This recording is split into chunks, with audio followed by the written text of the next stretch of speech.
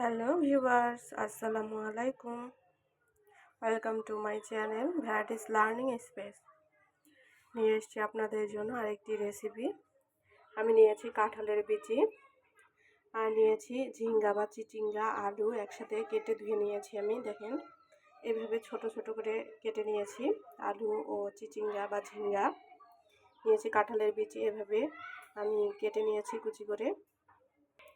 আর নিয়েছি শুটকি। তো আমি শুটকিগুলোকে এভাবে একটু টেলে নিচ্ছি। শুটকিগুলোকে টেলে নিলে কোনো রকমের গন্ধ থাকে না। অনেকে শুটকি খেতে পারেন না, গন্ধের জন্য একটা আস্তে গন্ধ থাকে। এভাবে টেলে তারপর ধুয়ে নিয়ে তেলের মধ্যে ভাজবেন, তাহলে আর আস্তে গন্ধ থাকবে না।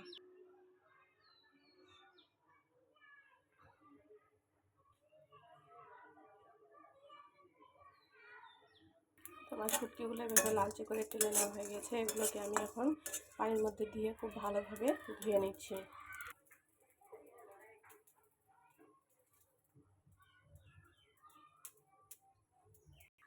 এবার কড়াইতে পর্যাপ্ত পরিমাণ তেল দিয়ে গরম করে নিয়েছি। দিয়ে দিচ্ছি সেই ধুয়ে রাখা শুটকিগুলো। এগুলোকে আমি তেলে আবার ভেজে নিচ্ছি ভালো করে। শুটকিগুলোকে তেলে আবার খুব ভালোভাবে ভেজে নিচ্ছি।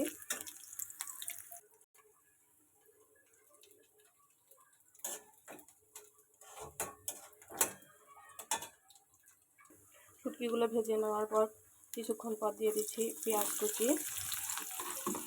আমি দুটো মিডিয়াম সাইজের পেঁয়াজ কুচি নিয়েছি। দিয়ে দিচ্ছি রসুন কুচি আর দিয়ে দিব কাঁচামরিচ কুচি। তো সবগুলোকে আবার আমি ভেজে নিচ্ছি কিছুটা পরিমাণ নরম হওয়া পর্যন্ত।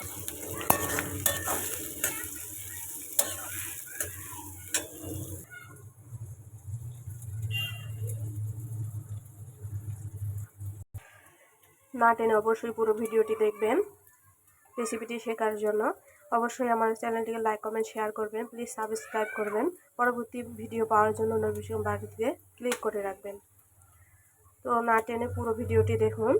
তো আমি পেঁয়াজ, রসুন, কাঁচামরিচ আর শুকনো একসাথে এবার ভেজে নিয়েছি কিছুক্ষণ। এবার দিয়ে দিচ্ছি সেই কেটে রাখা কাঁঠালের বিচি। দিয়ে দিচ্ছি পরিমাণ মতো হলুদ গুঁড়া, দিয়ে দিচ্ছি স্বাদ মতো লবণ গুঁড়া। এগুলো দিয়ে এখানে কাঁঠালের বিচিগুলো কিছুক্ষণ নেড়ে চেড়ে ভেজে নিচ্ছি।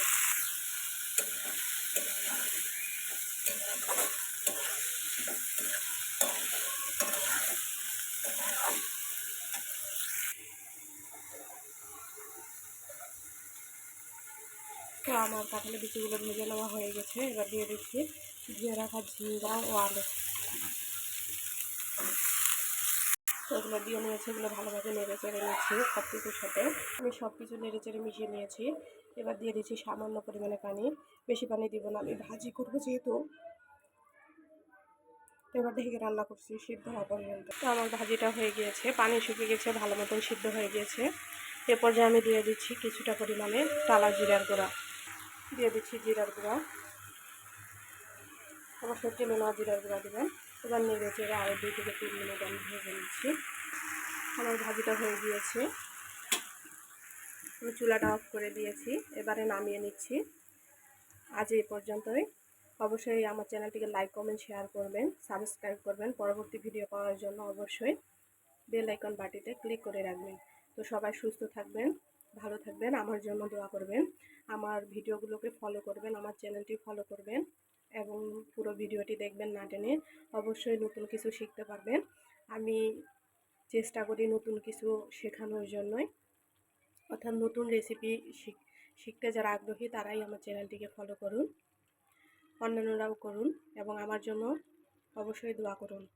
তো আজ এ পর্যন্তই। ভালো থাকবেন, সুস্থ থাকবেন। আসসালামু আলাইকুম।